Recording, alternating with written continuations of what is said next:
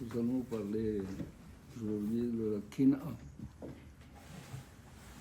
Kina, on traduit par jalousie. Mais à la base de la jalousie, il y a ce qu'on appelle la himda. Himda, l'envie. Tout ce qu'on voit, on l'envie. Et les hachamim ont dit pourquoi le tahmud, tu ne dois pas envier. Et le dernier dibour de Akadosh Baruch Hu dans le décalogue, c'est pour te dire que celui qui est ouvert à l'otahmud, celui qui a envie, il transgresse tous les 10 commandements. Et plus encore, il transgresse toute la Torah en entier. L'otahmud. Donc celui qui est mécané, celui qui est jaloux, il accuse Akadosh Baruch Hu. Pourquoi tu lui as donné et pas à moi? Pourquoi tu lui as donné à lui et pas à moi? Ça veut dire qu'il y a à la base une injustice, il ne reconnaît pas du tout l'autorité de Akadosh Baruch Hu, le pouvoir de Akadosh Baruch Hu. Et ça peut entraîner, la kina peut entraîner la sina, la haine, on en parlera.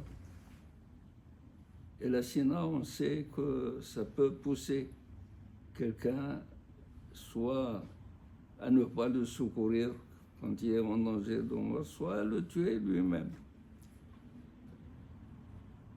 Est-ce que la kina est mauvaise? Bien sûr qu'elle est mauvaise. Mais il y a une kina qui est bonne.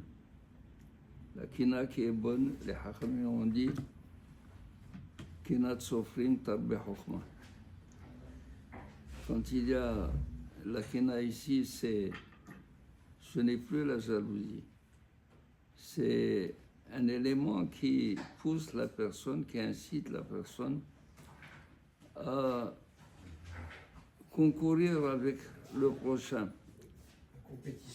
Une compétition à propos de la sagesse de l'autre qui il veut le dépasser.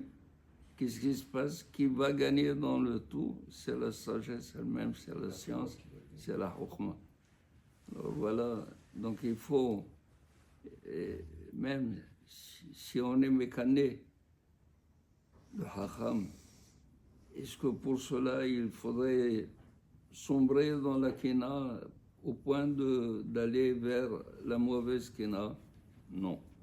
Il faut savoir quelles sont les limites qui permettent la kina, la bonne, et celles qui interdisent la mauvaise. Amen.